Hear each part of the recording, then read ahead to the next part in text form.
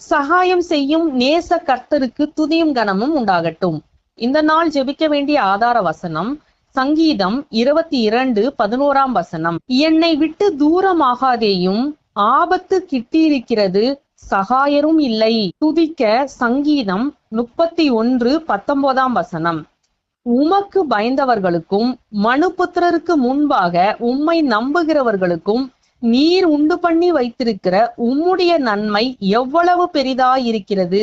கர்த்தராகிய கிறிஸ்து தம்முடைய பிள்ளைகளை விட்டு தூரமாய் போகிறவரோ விட்டு விலகுகிற தேவனோ அல்ல. ஒருவேளை நம்முடைய கிரியைகள் நிமித்தம் கர்த்தர் நம்மை விட்டு தூரமாய் நிற்கிறது போல காணப்படலாம். இந்த நாள்ல நாம் அவரை நோக்கி கெஞ்சி நம்முடைய சமீபமாய் அழைத்து சேர்த்து கொள்ளலாம். கர்த்தர் நம்மை விட்டு தூரமா நின்றுட்டா நம்மளால எதுவும் செய்ய முடியாது. ஏன்னா நம்மை சுத்தி ஆபத்து நிற்கிறது. நமக்கு சகாயம் கர்த்தரை விட வேற யாரும் செய்ய முடியாது. அதனால இன்னைக்கு தயவா நாம கர்த்தரை நோக்கி, கர்த்தாவே என்னுடைய குடும்பத்தையும் என்னுடைய வாழ்க்கையும் எனக்குரிய எல்லாவற்றையும் நீங்க பொறுப்பேற்றுக் கொள்ளுங்க, ஒரு நாளும் எங்களை விட்டு தள்ளி தூரமா போயிடாதீங்கன்னு சொல்லி ஊக்கமா நம்ம கூப்பிடும் போது அன்புள்ள கர்த்தர் நம்மை விட்டு வேற எங்க போவார்?